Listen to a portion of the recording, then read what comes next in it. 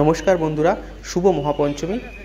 গতকাল আমরা গিয়েছিলাম কল্যাণীতে ঠাকুর দেখতে এবং কল্যাণীর রথতলা মোড়ে এবছর বানিয়েছে মথুরা বৃন্দাবনের প্রেম মন্দির।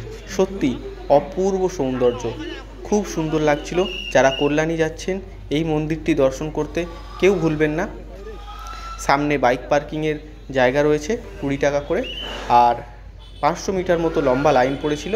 তবে খুব সুন্দরভাবে আপনি পৌঁছে যাবেন মন্দিরের মধ্যে। এবং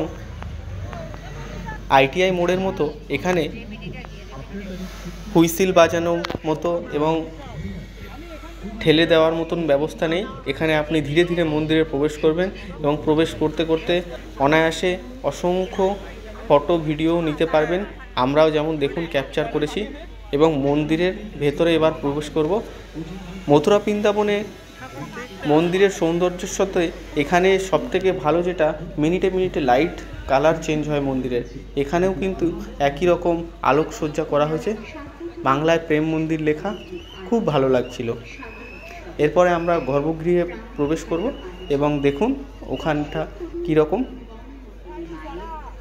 যথেষ্ট ভিড় ছিল, আমরা প্রায় 10-15 মিনিট লাইনে দাঁড়াতে হয়েছিল।